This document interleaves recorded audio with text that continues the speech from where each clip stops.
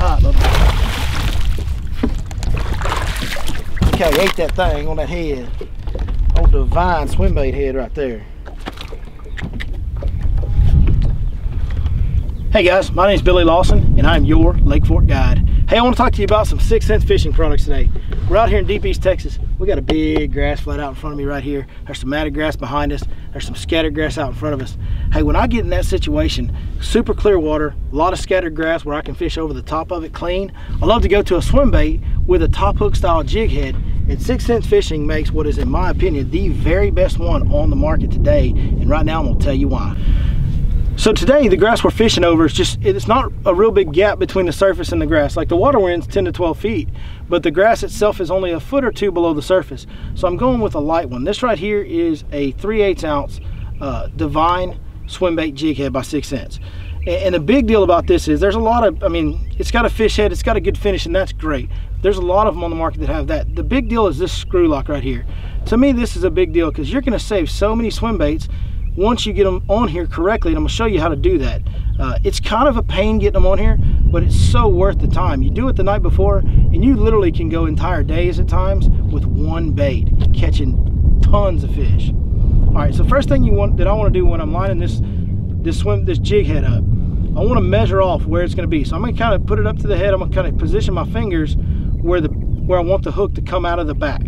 Okay, so I know I need to bring that hook that far down into that bait. I'm going to watch that spot, hold that spot, and get that hook started. And I'm going to feed it in there, make sure I'm going good and straight, about the length that I had measured off right there. And I'm going to slide it up to the edge of the screw lock right here, if you can see.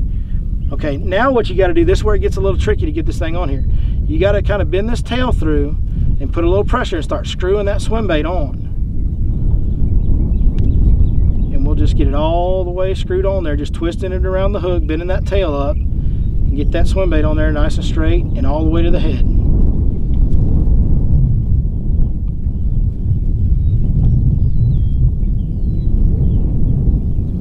Okay, now I've got it good and flush with the head. The hook's coming out right at the bend of the hook, just like it should. That swim bait's rigged perfectly straight. And here's the deal, guys.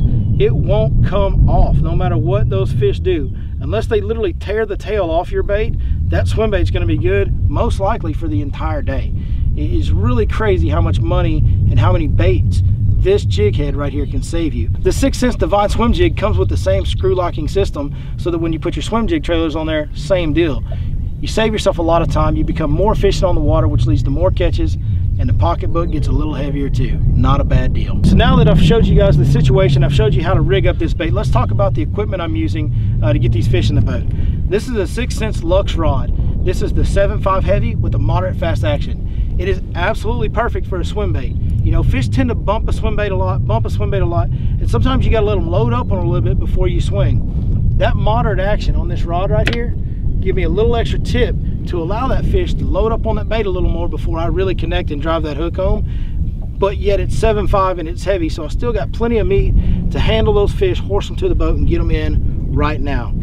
The line that I like to use on it is 20-pound fluorocarbon, and for a reel I want to go with the medium gear ratio, 6:3:1, somewhere in there. Okay guys, long casts are always important when we're fishing a swim bait, and then like I said, we're fishing this in grass, and there's one really important key trick to fishing it through grass. It's going to make your day a lot easier, going to get you a lot more bites. So we're going to make sure we make a good long cast.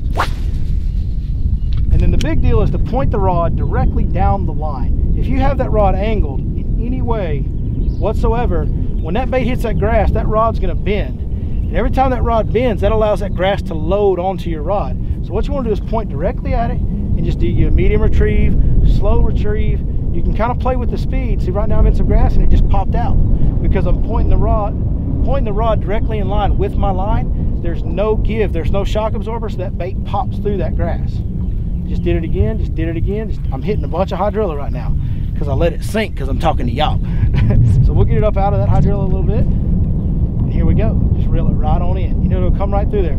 The other thing, as I told you guys, they bump that swim bait a lot. When they finally do commit and eat it, a lot of times on a swim bait, they're going to knock a lot of slack in your line. And it's a big deal to have that rod pointed straight at them because they're going to provide a bunch of slack. So you need as little as possible to pick up. You need to pick up as much line as you can, and pointing that rod straight down that line also helps in that aspect. All right, so that's it guys. Long cast, point straight down the line. Wait till you feel the weight of that fish, or until he absolutely knocks slack. Don't swing on when you just feel a bump.